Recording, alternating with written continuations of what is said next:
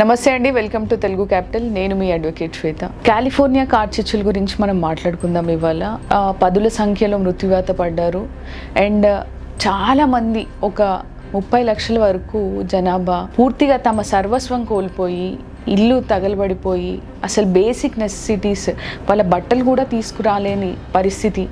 ఇట్లాంటి పరిస్థితులు ఎందుకు అక్కడ ఉద్భవించాయి? యూజువల్లీ కాలిఫోర్నియాకి కార్చిచ్చు అనేది ఇదేం ఫస్ట్ టైం కాదు. ప్రీవియస్గా కూడా ఇలా జరిగింది, కానీ ఇలాంటి విపత్కరమైన పరిస్థితి ఇంత ఇంటెన్స్గా ఇదే మొదటిసారి. పదులల్లో ప్రాణాలు కోల్పోవడం, కానీ ఒక 30 మంది వరకు చనిపోయారు, చాలామంది క్షతగాత్రులయ్యారు. ఆల్మోస్ట్ ఒక 30 లక్షల కుటుంబాలు అసలు నిర్వాసితులు అయిపోయారు. ఉన్న గూడు కూడా వాళ్ళది కాలిపోయి పూర్తిగా దగ్ధమైపోయి అసలు ఎందుకు పనికి రాకుండా బ్యారన్ ల్యాండ్స్ మిగిలిపోయాయి. వీళ్ళందరూ డబ్బున్న వాళ్ళు. ఇక్కడ మనం కన్సిడర్ చేయాల్సింది సెలబ్రిటీస్ ఉండే మ్యాన్షన్స్, కోట్ల విలువైన భవంతులు, ఇవన్నీ మానవ తప్పిదానికి అండ్ మనుషులు చేసే తప్పుల వల్ల వాతావరణ మార్పులు ఎలా ఉంటాయి అండ్ దీనికి తోడు ప్రకృతి వైపరీత్యాలు తలుచుకుంటే మానవుడు అసలు ఎక్కడా నుంచోడు అనడానికి ఒక సునామీ కానీ ఇట్లాంటి కాలిఫోర్నియా కార్చిచ్చులు కానీ ఒక ఎగ్జాంపుల్. ఈ కాలిఫోర్నియాలో కార్చిచ్చులు రేగడానికి ఫస్ట్ అండ్ ఫార్మోస్ట్ రీజన్ ఏంటి అని అంటే శాంటా ఆనా విండ్స్ అని.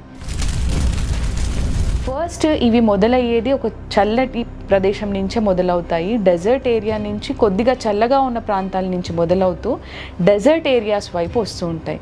సో చల్లగా ఉన్న ప్రాంతం దగ్గర నుంచి మొదలవుతూ ఇలా వీస్తున్న కొద్దీ ఈ కొండలు లోయల్లోకి వచ్చేసరికి ఆ ప్రెషర్ అనేది ఎక్కువ అవుతుంది. ప్రెషర్ ఎక్కువైపోయి కంప్రెస్ అయిపోతుంది. ఆ గాలులు కంప్రెస్ అయిపోయి వేడిగా తయారవుతాయి. ఇప్పుడు ఉదాహరణకి మనము వాటర్ హోస్ పైప్లో ఒక పైప్లోంచి వాటర్ వెళ్తున్నప్పుడు చాలా ప్రెషర్గా వెళ్తుంది, ఎందుకంటే కంప్రెస్ చేస్తున్నాం కాబట్టి. అది వెళ్ళే పరిణామాన్ని మనము కన్సైజ్ చేసి దాంట్లోంచి పోనిస్తాం కాబట్టి వాటర్ని అది చాలా స్పీడ్గా వెళ్తుంది. అలాగే ఈ గాలులు కూడా కంప్రెస్ అయిపోయి వేడి వాతావరణాన్ని క్రియేట్ అయ్యి ట్రావెల్ అవుతున్న కొద్దీ ఇంకా వేడిని క్రియేట్ చేస్తూ ఉంటాయి. అవి మెల్లిగా కోల్డ్ వేవ్స్ లాగా ఉన్నవి చల్లని వాతావరణంలో ఉండి చల్లగా వీస్తున్న గాలులు కాస్త పోను పోను ముందుకు సాగుతున్న కొద్దీ వేడి గాలులు అయిపోతాయి అన్నమాట. ఈ వార్మ్ కరెంట్స్ ఏమవుతాయి అని అంటే ఈ ఏవైతే బాగా డ్రైగా ఉన్న ప్లేసెస్ దగ్గర నుంచి డెజర్ట్ ఏరియాస్ నుంచి పాస్ అవుతున్నప్పుడు రాకాసి గాలుల్లాగా మారి గంటకి 130 నుంచి 160 కిలోమీటర్ల వేగంతో సాగుతూ ఉంటాయి ముందుకి. యూజువల్లీ కాలిఫోర్నియాలో కార్చిచ్చులు మానవుల వల్లనో లేదు అని అంటే ఈ విపరీతమైన గాలి స్పీడ్ వల్ల ఏదైనా చిన్న మంటను కూడా అది పెద్దదిగా చేసి కార్చిచ్చులాగా తయారు చేస్తుంది. Okay, usually Santa Ana winds from the month of September నుంచి మే వరకు సాగుతూ ఉంటాయి. అంటే చల్లని వాతావరణంలోనే సాగుతూ ఉంటాయి. కాలిఫోర్నియా అనే రాష్ట్రంలో యూజువల్లీ డిసెంబర్ నుంచి మే వరకు వర్షాలు పడతాయి. ఈసారి అసలు వర్షపాతమే లేదు, ఒక్క వర్షం కూడా పడలేదు. లాస్ట్ 9 నెలల నుంచి డ్రైయెస్ట్ క్లైమేట్ ఉండింది. అంటే పూర్తిగా కరువు టైం అన్నమాట. ఈ 9 నెలలు ల్యాండ్ అంతా విపరీతంగా డ్రై ఉండిపోయి గాలిలో తేమ శాతం లేక చెట్లన్నీ ఎండిపోయి ఉంటాయి. సో ఈ గాలులకి ఈ తేమ శాతం లేకపోవడం వల్ల, చెట్లు ఎండిపోవడం వల్ల వెంటనే ఫైర్ ఏదైతే ఇది నిప్పు ఉందో వెంటనే అంటుకునేటట్టు చేసింది.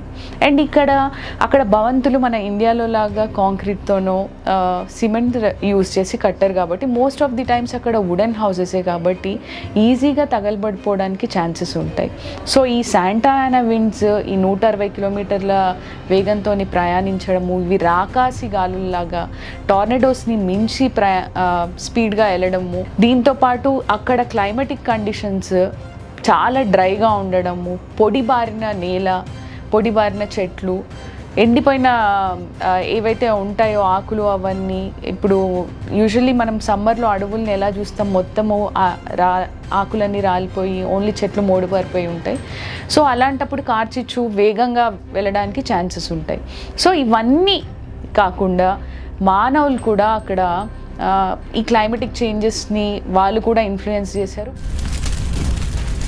ఈ 25% తప్పిదాలు ఏంటి అని అంటే అక్కడ పెద్ద పెద్ద మ్యాన్షన్స్ కట్టడం జరిగింది.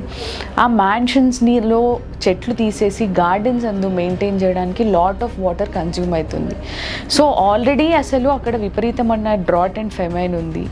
ఈ ఏదైతే లావిష్ విల్లాస్ ఉన్నాయో వాటికి వాటర్ కన్జంప్షన్ పెరిగిపోవడము, లో లయింగ్ కేబుల్స్ ఉంటాయి చూసారా, ఆ వైర్లు కూడా తొందరగా ఈ మంటలు వ్యాప్తి చెందడానికి ఈ వుడెన్ కరెంట్ పోల్స్ కూడా ఒక కారణమయ్యాయి అని, ఇలా వేరీడ్ రీజన్స్ ఈ కాలిఫోర్నియా కార్చిచ్చులకు కారణమైంది. అయితే గవర్నమెంట్ ఏం చర్యలు తీసుకుంది దీని గురించి ముందే ప్రిపేర్ అయ్యి లేదా అంటే డెఫినెట్లీ బైడెన్ గవర్నమెంట్ ఇందులో విఫలమైందని మనం చెప్పాలి. ఎవరైతే క్షతగాత్రులు ఉన్నారో వాళ్ళకి కనీస సాయం కింద, ఎవరైతే పూర్తిగా తమ సర్వస్వం కట్టుబట్టలతో రోడ్డు మీద నుంచున్నారో, ఒక కార్లో మనము ఈరోజు సామాన్ ఏదైనా పెట్టేసుకొని మిగతా మన లైఫ్ టైం ఏదైతే సంపాదించామో అదంతా ఒక ఇంట్లో వదిలేయాలి అంటే మనం ఏది చూస్ చేసుకోగలము? It is very difficult for us. ఏది తీసుకోవాలి? ప్రతిదీ ఇంపార్టెంటే అనిపిస్తుంది.